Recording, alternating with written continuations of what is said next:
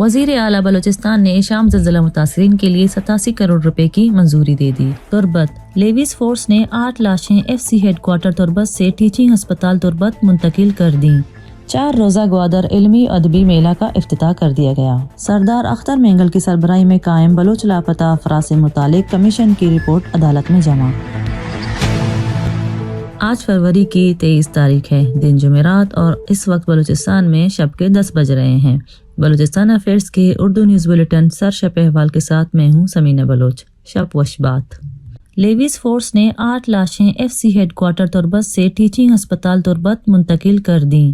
سماجی رابطوں کے ویب سائٹس پر شائع کی جانے والی خبروں کے مطابق گزشتہ روز کیچ کے سرحدی علاقے مند اور دشت نگور کے علاقے مزن بند میں سیکیورٹی فورسز کے ساتھ بلوچ مزاحمت کاروں کی جھڑپ۔ فورسز کی جانب سے آبادی پر آپریشن کے غیر مصدقہ خبریں گردش کر رہی ہیں، جن کے سرکاری اور مسلح بلوچ تنظیموں کی جانب سے تاحال تصدیق نہیں کی جا سکی، جبکہ لیویز ذرائع کے مطابق FCC ہیڈ کوارٹر تربت سے سپرد کی گئی 8 بلوچوں کی لاشوں کو شناخت کے لیے ڈسٹرکٹ ٹیچنگ ہسپتال تربت منتقل کر دیا گیا ہے، جبکہ لاشوں کی تصاویر سوشل میڈیا میں زیر گردش ہیں۔ رشیدہ بلوچ ماحل بلوچ کا اغوا اور سانحہ بارخان۔ رشیدہ بلوچ ماحل بلوچ کا اغوا اور سانحہ بارخان قتل بلوچستان کی تاریخ کا سیاہ باب ہے۔ BNP بلوچستان نیشنل پارٹی کا ایک اہم اجلاس پارٹی کے مرکزی سیکریٹریٹ میں زیر صدارت مرکزی سیکریٹری جنرل واجہ جہان زیب بلوچ منعقد ہوا، جس میں تسلسل سے بلوچستان کے قومی روایات اور تقدس، حرمت خواتین کی خلاف ورزی کے خلاف 25 فروری بروز ہفتہ علامتی بھوک ہڑتال کے حوالے سے حکمت عملی اور لائحہ عمل طے کیا گیا۔ اجلاس میں مرکزی labour secretary Musa Baloch, human right secretary MPA Ahmed Nawaz Baloch, خواتین secretary YMNA Shakeela Naveed Dehwar, central executive committee کے ممبر کوئٹہ کے صدر غلام نبی مری، MPA OCEC ممبران ثنا بلوچ، چیئرمین جاوید بلوچ ٹکری، شفقت لانگو، ثانیہ حسن کشانی، ڈاکٹر عاصمہ منظور بلوچ، کوئٹہ کے جنرل سیکریٹری و پارٹی کے نامزد امیدوار ضمنی حلقہ NA 265 میر جمان لانگو، ملک محی الدین لہڑی، طاہر شہوانی، ایڈوکیٹ ڈاکٹر علی احمد کمبرانی، نسیم جاوید ہزارہ، پرنس رازق بلوچ اور میر اسماعیل کرد و دیگر نے شرکت کی۔ اجلاس میں بلوچستان میں جاری اغوا جیسے سنگین نوعیت کے انسانی اور غیر جمہوری عمل میں شدت کے ساتھ اضافہ، چند روز قبل رحیم زہری اور ان کی اہلیہ رشیدہ بلوچ کا اغوا کے بعد بازیابی بلوچ قومی تاریخ کی روایات پر ریاستی ضرب کاری، بلوچ خاتون ماحل بلوچ کا اغوا اور جھوٹی FIR پر سخت رد عمل تو تشویش کا اظہار کیا گیا۔ انہوں نے کہا کہ بلوچستان کے قومی تقدس و روایات کو پامال کر کے جھوٹے الزامات سے بلوچستان کے جمہوری و باہمی رواداری کو مسخ کر کے پیش کرنے کی کوشش کی جا رہی ہے، اور ایسے ہی انہوں نے واقعات کو باقاعدہ منصوبہ بندی سے ترتیب دیا جا رہا ہے۔ پہلے بلوچ خاتون رشیدہ بلوچ کا اغوا، پھر ماحل بلوچ کا اغوا اور بارخان میں حالیہ مقتولین کے بزدلانہ قتل نے بلوچستان کے چھلنی حق کو تاریخ کے سیاہ ترین باب جبر و تشدد میں ڈال دیا ہے، جو بلوچستان اور بلوچ قوم کے جذبات کے لیے اشتعال کا سبب ہے۔ اس ضمن میں BNP 25 فروری بروز ہفتہ پریس کلب کوئٹہ کے سامنے مرکزی کابینہ و ممبران قومی و صوبائی اسمبلی و مرکزی عہدیدار ایک روز علامتی بھوک ہڑتال پر بیٹھ کر احتجاج ریکارڈ کرے گی۔ بھوک ہڑتالی کیمپ کے انعقاد کے لیے مختلف کمیٹیاں بنا کر ذمہ داریاں دی گئیں۔ عبدالرحمان کھیتران سخت سیکیورٹی میں عدالت میں پیش، 10 روزہ ریمانڈ پر پولیس کے حوالے۔ پولیس نے صوبائی وزیر عبدالرحمان کھیتران کو جوڈیشل مجسٹریٹ کے عدالت میں پیش کر دیا۔ سخت سیکیورٹی حصار میں صوبائی وزیر کو پیش کیا گیا۔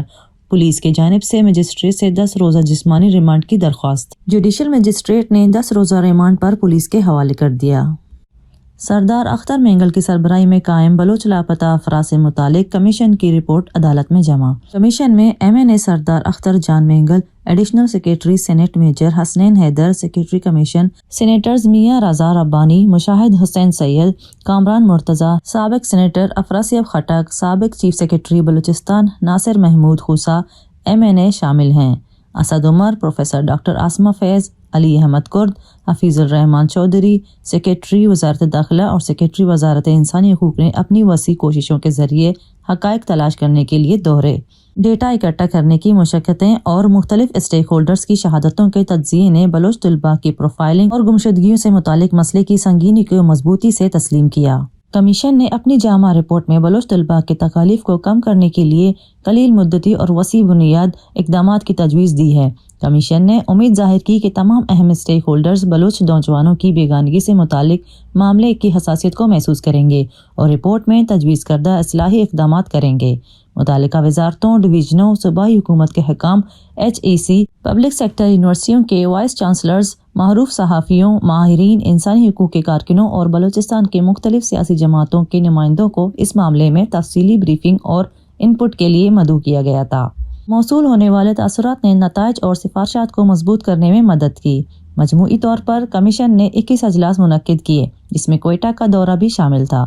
سردار اختر مینگل MNA نے تفصیلی رپورٹ کو حتمی شکل دینے کے لیے کمیشن کے ہر رکن کی جانب سے کی جانے والی کوششوں کو سراہا اور اس بات کا احاطہ کیا کہ یہ رپورٹ انسانیت کے سوالوں سے آگے بڑھ کر پائیدار اور پیچیدہ مسئلے کو حل کرنے میں اہم کردار ادا کرے گی۔ سردار اختر مینگل MNA، سینیٹر میاں رضا ربانی، جناب ناصر محمود کوسا اور سیکرٹریز وزارت انسانی حقوق سیکرٹری اور وزارت داخلہ نے مرکزی رپورٹ کے حصے کے طور پر اضافی نوٹس پیش کیے۔ کمیشن نے رپورٹ کو شکل دینے میں ہر ممکن تعاون فراہم کرنے پر سینیٹ سیکریٹریٹ کا شکریہ ادا کیا۔ 4 روزہ گوادر علمی ادبی میلہ کا افتتاح کر دیا گیا۔ گوادر میں 4 روزہ 8واں گوادر کتاب میلہ کا افتتاح گوادر یونیورسٹی کے vice chancellor professor doctor Abdul Razzaq Sabir نے فیتہ کاٹ کر دیا۔ اس موقع پر رکن صوبائی اسمبلی میر حمل کلمتی، چیئرمین گوادر پورٹ اتھارٹی پسند خان بلیدی، سابق ڈائریکٹر ثقافت بلوچستان عبداللہ بلوچ، دانشور ڈاکٹر فاطمہ حسن، سیف پاکستان کے محمد تسیم، سابق سینیٹر مصطفیٰ کھوکر، ڈاکٹر بدل خان اور دیگر ان کے ہمراہ تھے۔ گوادر کتاب میلہ ایک قرارداد میں سانحہ بارکان واقعہ کا شدید الفاظ میں مذمت کیا گیا اور واقعے میں ملوث لوگوں کو قرار واقعات اور واقعے کی شفاف تحقیقات کیا جائے۔ گوادر کتب میلہ میں بلوچستان سمیت ملک بھر سے بڑی تعداد میں خواتین و حضرات کی ایک بڑی تعداد نے شرکت کی۔ 2023 میں مختلف پبلیکیشنز نے اپنے اپنے کتابوں کے اسٹال سجا دیے۔ گوادر کتاب میلہ میں علمی و ادبی، لسانی، سیاسی و سماجی، ثقافتی اور خواتین کی زندگیوں سمیت مختلف موضوعات پر گفتگو اور مکالمے ہوں گے۔ کتب میلہ میں ملک بھر سے شعراء، ادیب، فنکار اور کتابوں کے منصف شرکت کریں گے۔ گوادر میں آرٹ کے فروغ کے لیے بلوچستان بھر سے مختلف آرٹسٹوں کے شاہکار کتب میلہ گوادر میں نمائش کیے جائیں گے۔ پنجگور میں ڈاکو تیل بردار گاڑی چھین کر فرار، مزاحمت پر ایک شخص زخمی، کچلاک میں مسلح افراد کی فائرنگ سے پولیس اہلکار زخمی۔ چمن میں نامعلوم موٹر سائیکل سوار افراد کی فائرنگ، 2 افراد جاں بحق۔ پنجگور پرمکپ میں مسلح افراد نے گن پوائنٹ پر فرزاد ولد حاجی عبداللہ نامی شخص سے گاڑی تیل لوڈ سمیت چھین کر فرار ہو گئے، جبکہ مزاحمت پر ان پر فائرنگ کر کے انہیں زخمی کر کے چھوڑ دیا، جنہیں طبی امداد کے لیے پنجگور لایا گیا، جہاں ڈاکٹر و عدم سہولت کی وجہ سے ضلع تربت منتقل کر دیا گیا۔ پولیس ذرائع کے مطابق کوئٹہ کے علاقے کچلاک میں نامعلوم افراد کی فائرنگ سے جلاد خان نامی پولیس اہلکار زخمی ہو گیا۔ پولیس نے زخمی کو فوری طور پر طبی امداد کے لیے ہسپتال منتقل کر دیا گیا، جبکہ پولیس نے حملہ آوروں کی تلاش شروع کر دی۔ چمن کے علاقے روغانی روڈ پر نامعلوم موٹر سائیکل سوار افراد کی فائرنگ سے 2 افراد جاں بحق ہو گئے۔ موٹر سائیکل سوار افراد فائرنگ کے بعد فرار ہونے میں کامیاب ہو گئے۔ ذرائع کے مطابق پولیس نے جاں بحق افراد کی لاشوں کو مقامی اسپتال منتقل کر کے کارروائی شروع کر دی۔ مقامی افراد کو گوادر پورٹ پر ملازمتیں فراہم کی جائیں۔ حمل کلمتی BNP کے مرکزی رہنما و MPA گوادر میر حمل کلمتی کا چیئرمین گوادر پورٹ اتھارٹی پسند خان بلیدی سے ملاقات کی۔ حمل کلمتی نے چیئرمین گوادر پورٹ کو مقامی ماہی گیروں کے درپیش مسائل سے آگاہ کیا، جبکہ وفاقی حکومت کی جانب سے ماہی گیروں کو انجن کی فراہمی اور گوادر کے اولڈ سٹی سے متعلق بھی گفتگو کی گئی۔ انہوں نے گوادر پورٹ میں مقامی افراد کو ملازمت دینے کے حوالے سے بھی چیئرمین گوادر پورٹ سے گزارش کی۔ گوادر پورٹ اتھارٹی پسند خان بلیدی نے MPA گوادر میر حمل کلمتی کو مکمل مسائل کی حل کی یقین دہانی کی۔ وزیر اعلیٰ بلوچستان نے شام زلزلہ متاثرین کے لیے 87 کروڑ روپے کی منظوری دے دی۔ وزیر اعلیٰ بلوچستان میر عبدالقدوس بزنجو نے PDMA کو شام کے زلزلے متاثرین کے ہنگامی بنیادوں پر ریلیف پیکج کی فراہمی کے لیے فنڈز کی اجرا کی منظوری دے دی۔ وزیر اعلیٰ کی منظوری سے شام کے 10,000 متاثرین خاندان کے لیے فوڈز اور نان فوڈز آئٹم کی خریداری کے لیے 871.2 ملین روپے جاری کیے جائیں گے۔ وزیر اعلیٰ بلوچستان میر عبدالقدوس بزنجو نے ترکیہ اور شام کے زلزلے سے متاثرہ آبادی کے لیے میڈیکل ایمرجنسی رسپانس مشن بھجوانے کی بھی منظوری دے دی۔ دن بھر کی اہم خبروں اور اعلیٰ اجرا پر مشتمل بلوچستان افیئرز کا ریڈیو نیوز سرشپ احوال، جس کو آپ ہر شب بلوچستان وقت کے مطابق رات 10 بجے بلوچستان افیئرز کے YouTube چینل اور ویب سائٹ پر سن سکتے ہیں۔ اس کے علاوہ آپ ایپل، گوگل اور دیگر پوڈ کاسٹ پیج پر بھی ہمارے بلوچی اور اردو نیوز کے ساتھ ساتھ دیگر پوڈ کاسٹ مفت سن سکتے ہیں۔ آپ ہمارے واٹس ایپ +44 7459 170947 پر سوالات اور تجاویز بھی بھیج سکتے ہیں۔ عالمی اور علاقائی خبریں۔ جرمنی کا 2 ایرانی سفارتکار ملک سے نکالنے کا اعلان۔ اس کا یہ اقدام ایران کے جانب سے ایک جرمن شہری کو موت کی سزا سنانے کے رد عمل میں ہے۔ جرمنی نے بدھ کو اعلان کیا وہ 2 ایرانی سفارتکاروں کو ملک بدر کر رہا ہے۔ ایرانی حکام کے جانب سے دہشت گردی کے الزامات میں جمشید شرمحد کے لیے سزا کے اعلان کے ایک دن بعد جرمنی نے یہ اعلان کیا۔ ایران نے شرمحد پر الزام لگایا ہے کہ وہ ایک اپوزیشن گروپ کی مسلح ونگ کی قیادت کر رہا ہے، جبکہ اس کے اہل خانہ کا کہنا تھا کہ وہ محض اپوزیشن گروپ کا ترجمان تھا اور ایرانی انٹیلیجنس نے اسے اغوا کیا تھا۔ جرمن وزیر خارجہ اینالینا بیئربوک نے بدھ کو ایک بیان میں کہا، ہم ایران سے جمشید شرمحد کی سزائے موت کو منسوخ کرنے اور اسے قانون کی حکمرانی پر مبنی منصفانہ اپیل کا عمل فراہم کرنے کا مطالبہ کرتے ہیں۔ چین یوکرین جنگ میں روس کی حمایت کا منصوبہ بنا رہا ہے، نیٹو سربراہ۔ نیٹو کے سیکریٹری جنرل جینس اسٹولٹنبرگ نے بدھ کے روز کہا ہے کہ نیٹو اتحاد نے ایسے آثار دیکھے ہیں کہ چین یوکرین کی جنگ میں روس کی حمایت کا منصوبہ بنا رہا ہے۔ انہوں نے بیجنگ پر زور دیا کہ وہ بین الاقوامی قانون کی خلاف ورزی سے گریز کریں۔ جینس اسٹولٹنبرگ نے یہ بات ایسوسی ایٹڈ پریس کو انٹرویو میں کہی۔ انہوں نے کہا کہ نیٹو اس جنگ میں فریق نہیں بنے گا، مگر جتنا بھی عرصہ درکار ہو یوکرین کی مدد کرتا رہے گا۔